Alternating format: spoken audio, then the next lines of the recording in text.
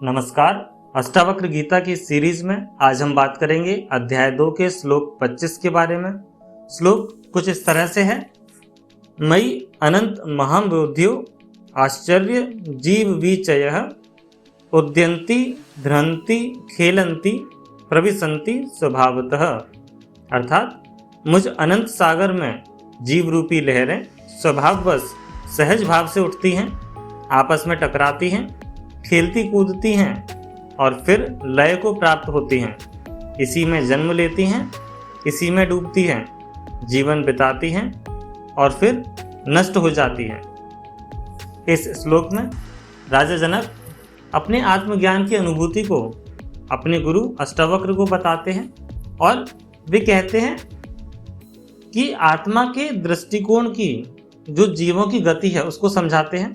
वे आत्मा को अनंत महासागर के रूप में और जीवों को उसकी तरंगों के रूप में देखते हैं। यहाँ आप जो मेन पॉइंट्स है उसको अगर देखेंगे तो आश्चर्य उनको हो रहा है कि ये सब दृश्य चमत्कारी हैं। जीव विचय, जीव रूपी तरंग हैं, इनकी बात करते हैं। कहते हैं क्या? उद्यन्ति घ्रन्ति खेलन्ति प्रविशन्ति, यानी कि उठती हैं, एक दूसरे से टकराती हैं, खेलती हैं और अंततः विलीन हो जाती हैं। स्वभावतः, यह सब स्वाभाविक रूप से हो रहा है, बिना किसी कर्तव्य के। कोई कर्तव्य का बोध नहीं है, सिर्फ स्वभाव ही है ऐसा हो जाना। आत्मा केवल साक्षी मात्र ही है, उसमें जीवों का आना जाना तरंगों की भांति है। आत्मा का ना तो कोई प्रयास है, ना ही वह प्रभावित होती है।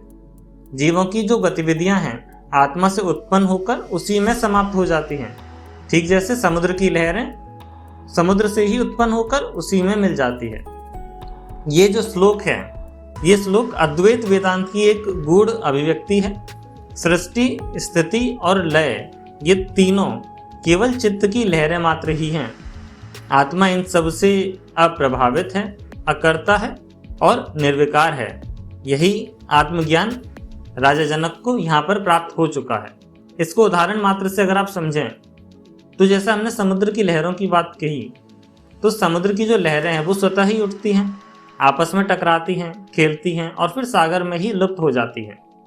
कोई लहर स्थायी नहीं है कि ये लहर पर्टिकुलरली चलती ही रहेगी, पर सागर सदा अचल ही रहता है। सागर तो हमेशा रहेगा। आप मूवीज की बात करें, नाटक में अलग अलग पात्र आते हैं, वे भिड़ते हैं, कभी हंसते हैं, रोते हैं और अंत में मंच से उतर जाते हैं। लेकिन मंच पर तो कोई प्रभाव नहीं पड़ता, वह तो सिर्फ मंच ही है। आपका माइंड है, उसमें थॉट्स हैं, मन में विचार आते हैं, आप वो विचारों में ही आप अपने मन में लड़ रहे होते हैं, जुड़ रहे होते हैं और फिर विलीन हो जाते हैं। पर वह चेतना जो इन्हें देख रही है वह असली मैं है और वही हकीकत भी है, वही स्वाभाविक भी है। इसमें हमने जाना कि आत्मा में जीवों का आना जाना एक लीला है, वो नित्य हो रही है। यह श्लोक न कर्ता न भोक्ता की स्थिति को स्थापित करता है। जो साक्षी बन गया वही मुक्त हो गया।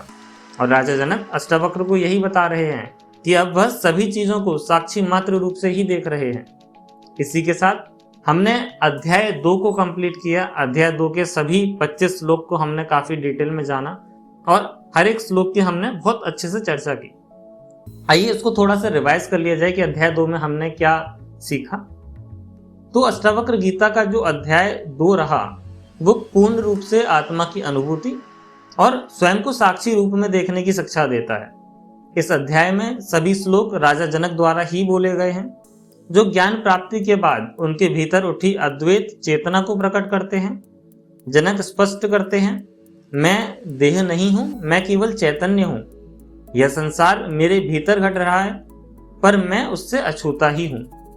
जीव, मन, इच्छाएं, कर्म, बंधन और मुक्ति, ये सभी केवल चित्त की तरंगें ही हैं। जब चित्त स्थिर होता है तब ज्ञानी अनुभव करता है कि वह ना तो करता है ना भोगता, वह केवल अविकारी आत्मा ही है। वह कहता है, मैं वह महासागर हूँ जिसमें यह सारा जगत एक सपना बनकर उत्पन्न होता है, खेलता है और लय हो जाता है। इस अध्याय में निर्दोष आत्मस्वरूप की अनुभूति की गहराई को दर्शाया गया है। यह शुद्ध साक्षी भाव, वैराग्य और निर्विकल्प ज्ञान की घोषणा है। मैं उम्मीद करता हूँ आपने अध्याय 2 को बहुत अच्छे से समझा। आप वापस से जाकर अध्याय 2 के और अध्याय 1 के सभी श्लोकों को सुन सकते हैं, उनको जान सकते हैं और स्वयं भी अनुभव कर सकते हैं। आज के लिए इतना ही। अगली वीडियो से हम अध्याय 3 को शुरू करेंगे। नमस्कार।